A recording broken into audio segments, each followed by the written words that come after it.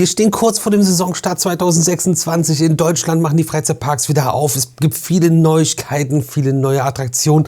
Weltweit werfen wir auch einen Blick auf das Ganze. Und es gibt einige Updates zu dem, was wir in den letzten Videos hier besprochen haben. Und vieles, vieles mehr. Also viel Spaß jetzt mit diesem News-Video. Herzlich willkommen beim Retro Video Magazin und einem neuen News-Video meinerseits, und wir müssen mal wieder ganz viel über Neuigkeiten, Änderungen, neue Attraktionen und Updates sprechen. Das ganz viel in Deutschland, aber auch Europa und der Rest der Welt hat neue Attraktionen und neue Erlebnisse in seinen Freizeitparks für euch bereit, und ich habe das aufbereitet in diesem Video. Damit das Ganze funktioniert, möchte ich natürlich auch unserem Sponsor danken, SBF Visa aus Italien. Fahrgeschäfte made in Italy, kleine Karussells, kleine Achterbahnen, große Achterbahnen, verschiedenste andere Sachen, also alles, was ihr euch vorstellen könnt und alles, was andere sich vorstellen können, können die einfach für euch bauen, und das in Deutschland dann supported durch CW Attractions, Christoph Wunderlich, der euch das alles in euren Park bringt und dabei unterstützt, dass das alles da steht und komplett mit allem Pipapo dahin kommt. Also, checkt das aus, Links in der Videobeschreibung, und vielen Dank an SBF Visa und CW Attractions für das Unterstützen und Supporten dieses Videos. Und wir fangen direkt mit Deutschland an und dem Hansa-Park und einem weiteren Update, denn es gibt den dritten Teil der Baudoku vom neuen Cornwall Coaster im Hansa-Park. Gerstlauer Amusement Rides liefern ja diesen Family Coaster, der ziemlich besonders wird, mit einer großen Weiche drin. Das hat man in der Baudoku auch gesehen, und verschiedensten Elementen, die schon ziemlich interessant werden können. Es gab jetzt den Schienenschluss. Das ist so ein sehr entscheidender Punkt beim Bau einer Achterbahn, und das bedeutet, der Stahlbau ist fertig, alle Schienen sind zusammengefügt. Und ja, es gibt ein offenes Ende. Da ist Schienenschluss ja immer so ein dehnbarer Begriff, aber es ist faktisch ja trotzdem Schienenschluss. Mehr Schienen kommen da nicht rein. Das Ganze sieht auf jeden Fall jetzt schon mal nach einem sehr spannenden Layout aus. Der Hansa-Park investiert auch wieder unglaublich viel Geld in die Gestaltung, Thematisierung dieser Attraktion. Also da freue ich mich sehr drauf. Cornwall Coaster im Hansa-Park ist auf jeden Fall eine spannende Neuheit für 2026, die wir uns hier angucken werden. Und ihr seid auf dem neuesten Stand, wie es dort gerade aussieht. Und Toverland, auch hier haben wir schon über die Neuheiten, Pläne gesprochen und die Erweiterung des Parks. Aber es gibt auch etwas direkt Neues jetzt, wenn ihr wieder ins Toverland könnt. Und ihr könnt euch für zu Hause ein Stück Toverland mitnehmen, beziehungsweise ein bisschen Achterbahn mitnehmen nach Hause. Und zwar gibt es neuen Merchandise, Klemmbaustein-Sets zur Achterbahn Troy. 2 verschiedene Sets gibt es dort. Und zwar gibt es zum einen das trojanische Pferd mit 587 Teilen und zum anderen den Zug mit Strecke mit 1061 Teilen. Das erstmal grundlegend finde ich das ganz cool, aber auf den Bildern habe ich gedacht, so, ich habe schon mal, vor allem bei dem Achterbahnzug und der Strecke, schon mal bessere Klemmbaustein-Sets gesehen von Achterbahnen, die irgendwie so aus der Szene gekommen sind, aber das Ganze muss man auch mal live sehen, und irgendwie die Logos sehen aus, als ob das ein großer Sticker ist mit Luftblasen, aber das nur auf den Bildern, was ich jetzt von Weitem gesehen habe. Das Ganze muss man sich einmal in echt angucken, beziehungsweise ich habe auch gar nicht so viel Ahnung von Klemmbausteinen, da seid ihr auf jeden Fall besser und könnt uns ja vielleicht in den Kommentaren ein bisschen weiterhelfen, was da wie aussieht und ob da was wie gut ist. Wenn wir schon bei unseren Freunden in den Niederlanden sind, gucken wir natürlich noch zum Attractiepark Slagharen. Auch hier haben wir schon sehr ausführlich darüber gesprochen, was denn mit der Neuheit 2026 Sky Softer ist und was das wird. Und es ist ja eine große Schaukel, die 2 verschiedene Erlebnisse bietet. Einmal Gold, die Thrill-Seite, wo es sogar über Kopf geht, und einmal Silber, die familienfreundliche Seite, die eher so eine Aussichtsfahrt ist. Beides die gleiche Attraktion mit verschiedenen Fahrprogrammen und, um das zu unterscheiden, mit verschiedenen Anstellbereichen. Und es gibt ein Eröffnungsdatum, und zwar am 17. April 2026 wird die Attraktion Sky Softer im Attractiepark Slagharen eröffnen. Das ist ja der richtige Zeitpunkt, um sich schon mal sein Tagesticket zu sichern oder seine Jahreskarte zu verlängern oder direkt eine Übernachtung mit einzuplanen. Übernachtung verlinke ich euch auch gerne hier oben. Haben wir auch schon öfter in Slagharen gemacht, und das ist meiner Meinung nach auf jeden Fall eine coole Sache von der Atmosphäre, Stimmung, und du hast halt dieses Feriencamp, Resort, wo du das Wochenende verbringst zum Beispiel, und einfach mal entspannt in so einen kleinen, überschaubaren, trotzdem sehr, mit einem sehr guten Portfolio bestückten Freizeitpark besuchen kannst oder in den Wasserpark gehen kannst. Also dieses Gesamtpaket ist meiner Meinung nach schon eine ziemlich coole Sache. Natürlich kostet das alles Geld. Vor allem sind aktuell ja die Fahrkosten vielleicht bei dem einen oder anderen etwas höher als sonst. Das ist der richtige Moment für einen neuen Job bei Huss Park Attractions. Und zwar sucht man bei Huss Park Attractions jemanden für die Leitung Elektrotechnik MWD. Und das ist jetzt eure Chance für einen Job in der Industrie bei Huss Park Attractions. Und wenn ihr Erfahrung im Anlagen- oder Maschinenbau habt, ist das, glaube ich, genau das Richtige für euch. Da mal los. Voll gut, voll spannend und viel Erfolg. Ich glaube, das ist für den einen oder anderen interessant. So einen Job in die Richtung hatten wir letztens ja auch bei Auf & Rides, die im Süden sind. Jetzt habt ihr etwas im Norden. Also ich glaube, da könnte auch der nächste irgendwie vielleicht jetzt doch mal wieder von euch fündig werden. Alle Infos findet ihr auch zum Beispiel auf den Social Media Kanälen von Huss Park Attractions. Verlinke ich euch auch gerne unten in der Videobeschreibung. PortAventura World, die starten in die Saison mit einem neuen alten Saison-Event, und zwar vom 26. März bis 3. Mai gibt es wieder Easter Celebration. Und außerdem feiert der Park auch das Reopening von Dragon Khan. Review dazu verlinke ich euch auch gerne hier. Die Achterbahn wurde ja spannenderweise geretrackt, ist ein B&M Stahlcoaster, der hat eine neue Copa Roll und einen neuen Vertical Loop bekommen. Und natürlich können Sie den Easter Celebrations auch verschiedenste Events und andere Elemente, neue Shows, die extra für diese Zeit sind, wie zum Beispiel im Programm Sesame Street Easter Party und vieles mehr natürlich. Aber Obacht, der 26. März ist der Startschuss für Easter Celebrations und den PortAventura Park. Das Ferrari-Land nebendran macht erst am 27. März auf. Kommen wir zum Yada Park. Und der Yada Park hat bereits am 21. März seinen Saisonstart und feiert dieses Jahr 30 Jahre. Und das feiert man unter anderem auf jeden Fall schon mal damit, dass es keine Preiserhöhungen geben wird. Weder bei den Tageskarten noch bei den Jahreskarten wird es im Yada Park Preiserhöhungen geben. Dafür hat man aber trotzdem in der Winterpause viel in Wartung und Infrastruktur investiert und einiges nicht zeitgemäßes zurückgebaut, und frei werdende Gehege werden nicht einfach dann neu besetzt, sondern man überlegt, was können wir mit unseren Bestandstieren im Park machen, um da noch artgerechter zu werden und die Gehege eventuell sogar zu vergrößern. Und für viele, die hier zu gucken, vielleicht sogar noch spannender, es wird im Sommer auch eine neue Attraktion geben. Mehr wird aber noch nicht verraten. Was ich euch da schon verraten kann, ist, das wird echt geil.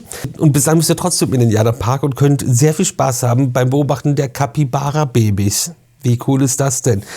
Die beiden sind am 1. Februar auf die Welt gekommen. Und ansonsten ist vielleicht auch mit Okavango River und Ziegelblitz auf jeden Fall schon mal der ein oder andere Major-Rider, der auch so in einem ganz großen Park stehen könnte.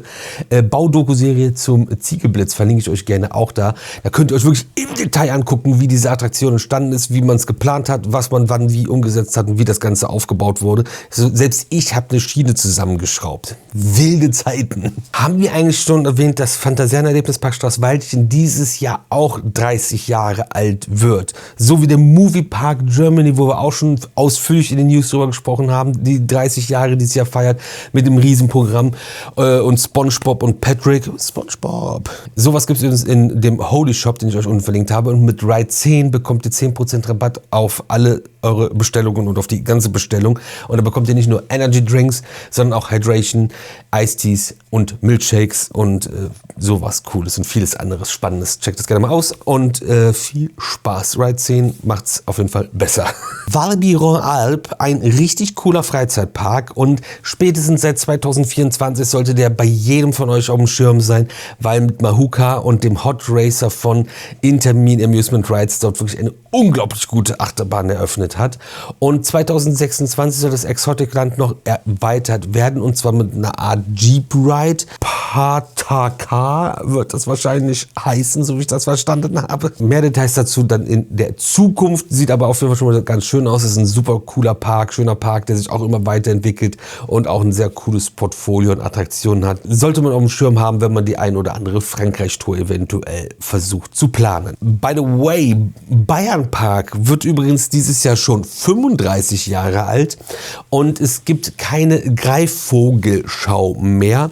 Dafür eine neue freie Freilichtbühne mit wechselndem Programm im Bereich Comedy und Artistik, und so werdet ihr dort zum Beispiel Shorty sehen können, der Leuchtturm des Nordens, Julian Böhme, Garant für gute Laune, und auch Tobi van Deisener mit Ballon Entertainment. Sieht auf jeden Fall jetzt noch ein bisschen komisch aus, wenn jetzt diese Bühne auf dieser Greifvogelshow-Wiese steht, aber mal gucken, wie sich das Ganze weiterentwickelt. Kommen wir zu Zamperla. Keine direkte Neuheit und nichts Konkretes zu einem Freizeitpark, aber der Attraktionshersteller Zamperla aus Italien hat unter seiner Marke All Access nochmal ein paar barrierefreie Lösungen für Achterbahnen vorgestellt und den Ein- und Ausstieg in Achterbahnen für Gäste erleichtert, die eventuell mit den vorhandenen Einstiegssituationen nicht zurechtkommen. Richtig cool, tolle Lösungen. Und bevor jetzt wieder alle mit Mistgabeln und Fackeln losrennen, um jeden Park, der sowas noch nicht hat, aufzuknüpfen: Es ist alles komplexer, als man denkt, und nicht so einfach umzusetzen. Und das kann ich euch auch jetzt hier nicht abbilden, was da alles zugehört. Aber hier verlinke ich euch ein Video. Da waren wir im Erlebnispark Tripsdrill und die haben uns da sehr detailliert erklärt, wie dort diese Maßnahmen erarbeitet werden, wer kann was wie mitfahren, und das muss auch bei jeder Attraktion aus diversen Gründen einzeln bewertet werden, und das wird, wie gesagt, in diesem Video detailliert erklärt und anhand von Beispielen auch erläutert, was, warum, wie funktioniert oder leider auch vielleicht nicht.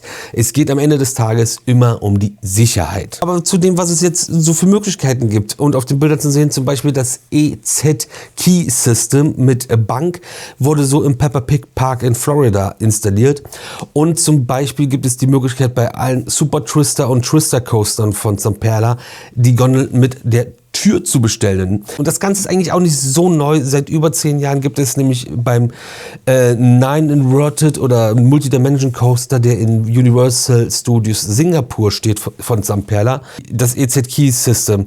Also spannend, das aber trotzdem noch mal um Schirm zu holen und ins Bewusstsein zu rufen, und dass vielleicht der eine oder andere bei der Bestellung einer neuen Attraktion auch sowas berücksichtigt, wenn das zu berücksichtigen ist. Nun, natürlich kostet das Ganze auch mehr und ist eventuell nicht von jedem Park zu stemmen. So sind wir jetzt aber bei höheren Preisen. Und die Welt berichtet über die hohen Preise dieses Jahr, zum Beispiel auf dem Hamburger Frühlingsdom, und das überwiegend geschuldet dem Nahostkonflikt.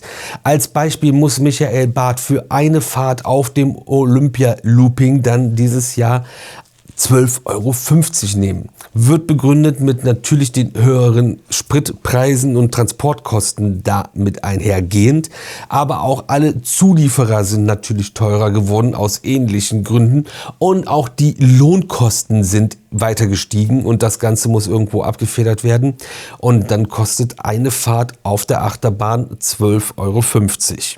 Macht ihr das dann noch? Was ist eure Meinung dazu? Bei Berichten und Kosten sind wir beim nächsten, und zwar beim Phantasialand. Und der Westen, eigentlich bekannt als großer Freizeitpark Hader, und hat auch einen Bericht veröffentlicht und auch nochmal die teuren Eintrittspreise, zum Beispiel von Phantasialand, die ab 28 € losgehen laut der Westen. Ich habe gestern noch eine Zeitung gesehen, da stand ab 29 €. Und die Parkplatzgebühren möchten viele Leute ja dann gerne sparen. Und in der Vergangenheit wurden dann gezielt Wanderparkplätze in Brühl angesteuert, und die waren halt for free. Damit soll jetzt aber Schluss sein, und die Stadt soll wohl jetzt dagegen vorgehen und eine maximale Höchstparkdauer von 3 Stunden eingerichtet haben, was wohl aber auch heißen soll, dass ein ausgiebiger Spaziergang davon nicht tangiert wird, aber das Ganze für einen Freizeitparkbesuch wohl eher nicht reichen wird. Und das finde ich ehrlich gesagt wirklich gut, weil ja, das ist das Dümmste, was es eigentlich auf der Welt gibt, dass die Freizeitparks Parkplatzgebühren nehmen, weil die meisten Parks liegen irgendwo, da kann ich eh nur parken, wenn ich diesen Park besuche, und was anderes kann ich da gar nicht machen, und wenn ich schon zu dir komme, muss das sein. Ja, das ist eine gute Einnahmequelle, aber andererseits finde ich das immer ein bisschen blöd, und wenn wirklich Leute einfach nur wandern, spazieren, sonst was wollen, finde ich es wirklich eine hodenlose Frechheit, wenn dann alles zugeparkt ist von Leuten, die da gar nicht sind, sondern ganz woanders sind und dann einfach da die paar Mark Parkplatzgebühren sparen wollen.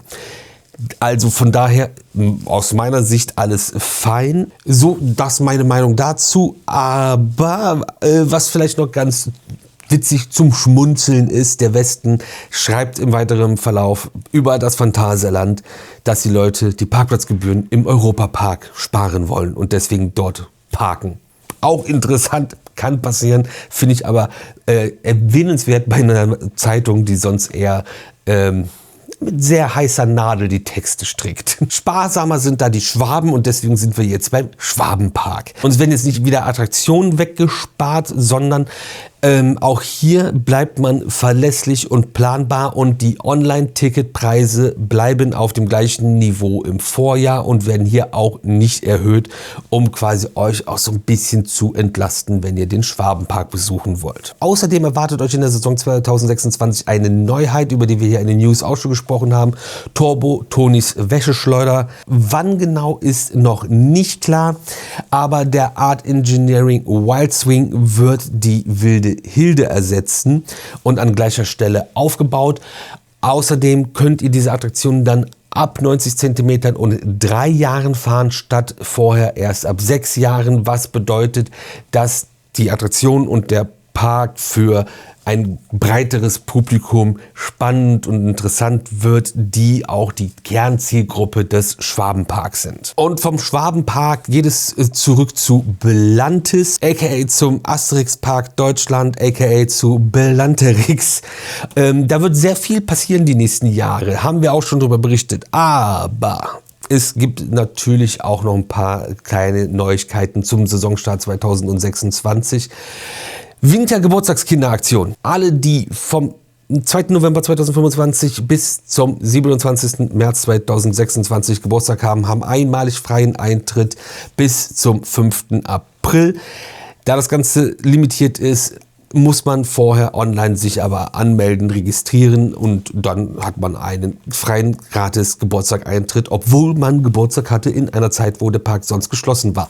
Bin ich auch von betroffen und Februar ist so der Monat, wo safe nie ein Freizeitpark auf hat.